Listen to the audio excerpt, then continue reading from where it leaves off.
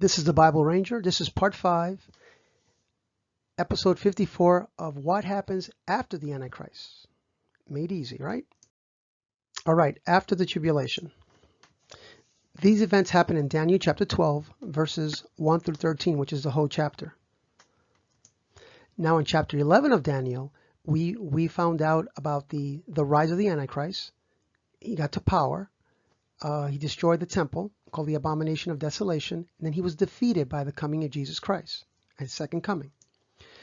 Now note, the original Bible was not written in verses and chapters. Okay, it was just a big scroll that you unscrolled, and you just had to find your place. So the King James people, they put chapters and verses there, which is incredible, which is really easy. You can find John 3:16 in seconds.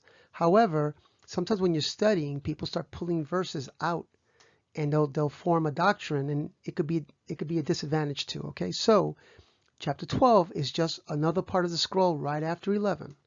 So it continues about the Antichrist. Verse 1. It says, and once again I want to remind you, this is a compilation, and the words in lavender are kind of a definition made a little simpler to understand. So here we go. Verse 1. At that time, Michael will stand. It will be the most distressed time period for the nation of Israel ever. They shall be delivered who was found in the book of life. Now I put the word life in there. And when it says that the nation of Israel will have the most distress ever, it'll be even worse than the Holocaust. And you're thinking, dead is dead. How can it be worse? Probably the amount of people that are going to die is probably what makes it worse. Because, obviously when you're dead, you're dead. It don't matter how you died. Whether you got burnt, your head cut off, you got gassed, you're dead. You got shot. So when he stands, it's basically saying he took his place. And Michael seems to be the chief archangel that resides over Israel. There's a lot of positions. There's a military rank in angels and also in demons.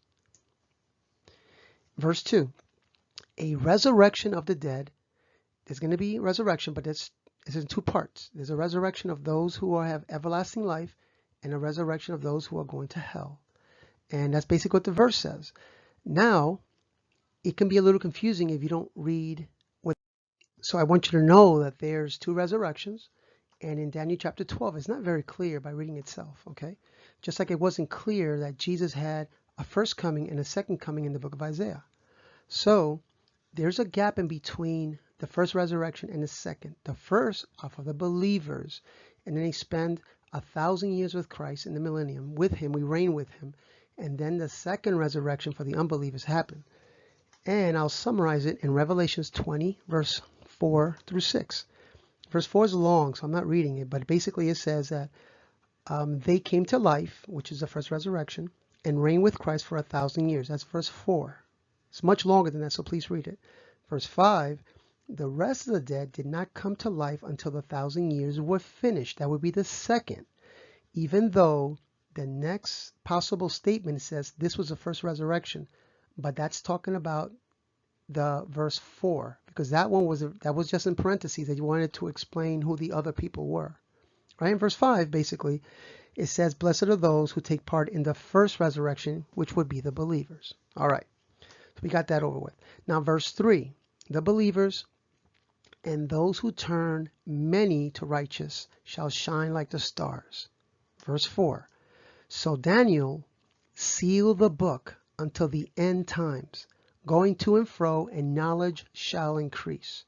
Now, when Daniel is told to seal the book, it's not talking about physically, because we have the book of Daniel. It's not in a vault. We have it. But it's the understanding of it. The understanding is sealed. So when it says going to and fro, it's an old King James statement of saying going back and forth. So normally it's been used, and knowledge shall increase. I was taught like this. It's just not correct. That basically is talking about traveling and more knowledge in general. But if you think about it, it doesn't make sense, because think about this. When you just had boats that you can just row, and then they came out with the sailboat, that would be more knowledge. That would be better traveling, right? And then they had airplanes, or they had Model T cars, and then they came up with nicer cars and 6 cylinders, 8 cylinders, and Porsches and all that. And that's going faster and that's traveling better and more knowledge. And then you had airplanes with single engine airplanes. And they came double engine airplanes and jet airplanes and sonics. So there's no stopping. I mean, in the future, it'll be some spacecraft. And then you had steamships and steam trains. And then, we have locomotion type trains. And then we have the magnetic levitation. So there's no stopping this more knowledge. It's not the correct statement. The correct statement is that at the end times, we will be able to understand the book of Daniel completely. And as we get closer, it's becoming more apparent. All right, verse 5 and 6. Now, Daniel wants to know when this will happen. I mean, God uses him a lot. I can't blame him for that. So he asked these two men dressed in linen, and that there's a river there, and there's two banks, and one's on one side of the bank, and the other one is in the other side of the bank. So he asked, when is the end, right? So verse 7. One of the men raises both hands to heaven and takes an oath. He's basically swearing, like I swear, basically, to God, that from the time the Antichrist does the abomination of desolation, there will be 3.5 years, or 42 months, or 1,260 days. Those are all the same. Just the Bible wants you to really know this timeline here. So they actually tell you 3 different ways. So those days, everything will be finished, at least the tribulation part. And Daniel, you got to realize, when Daniel was alive, there has been 2 temples and 1 coming in the future. So there'll be a total of 3. So the first one was destroyed at Daniel's time. The second one was when Jesus was there, okay, built by Herod the Great. And the third one is to come. So he's thinking, okay, they just destroyed the temple. And you're talking about something else is going to happen to the next temple? Please, Lord, let me know what's going on. So he's asking, and I can't blame him. I'd be doing the same thing.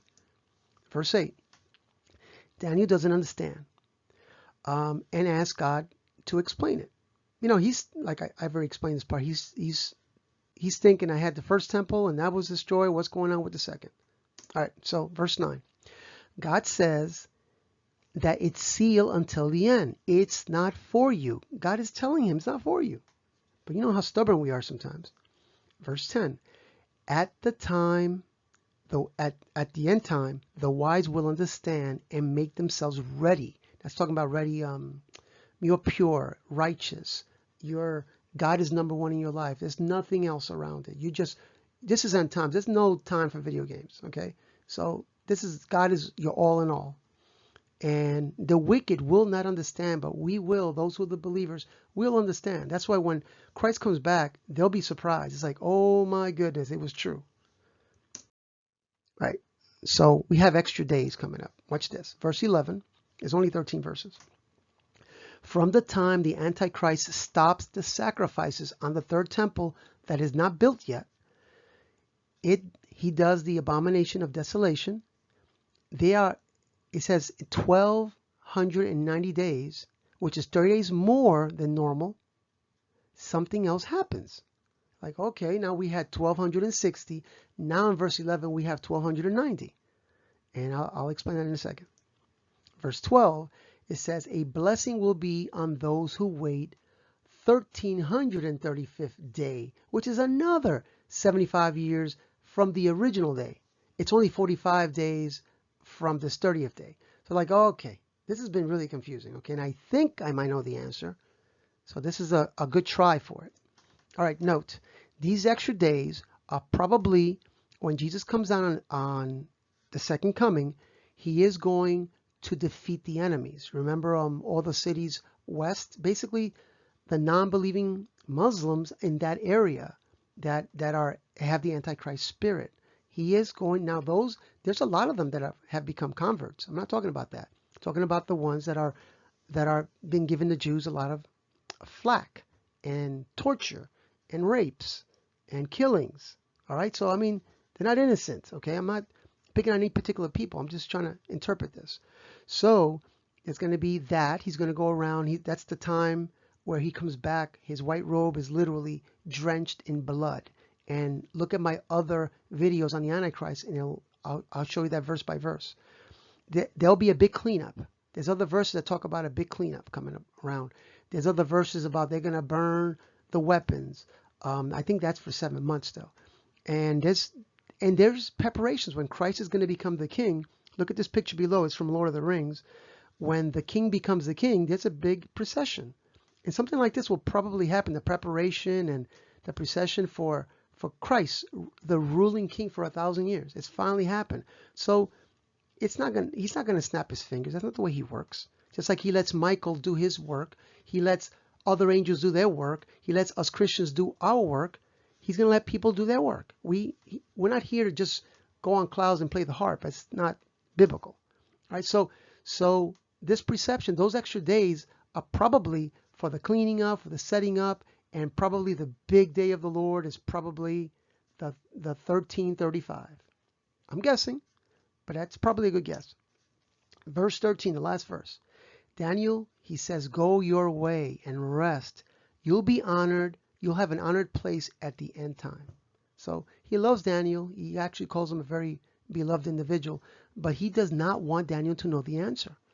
Sometimes God will answer your prayer, and sometimes it's yes, and sometimes it's no. And none of us like to hear no, but that's just the answer sometimes. All right, so it's going to be worth it, okay? The coming tribulation is going to be pretty bad, okay? But don't be worrying about that. If you want to prep a little bit, fine, do so, okay? You could be help to other people. But live your life, go work, invest, share your money with, donate money to causes. Live your life. Don't live a worried life. Have babies out there. Serve the Lord. That's the most important. But it's going to be beautiful. It's just those pictures of just paradise, the lion and the lamb, and just no pollution, just beautiful stuff. A righteous judge like the Lord. All right, so repent and confess your sins, to the Lord, and let Him be Lord of your life. All right. Now, if you found this to be helpful, on your way out, before you leave, please hit that subscribe button. I appreciate it. It's people are doing that, so I thank you, and I give it a thumbs up. And you'll be partakers with me in this little ministry that I have going here. Okay, so we have more to talk about: the mark of the beast, the kingdoms to come. It's a lot more. So continue tuning in. This is the Bible Ranger, keeping the Bible simple yet rich in content. Thank you very much.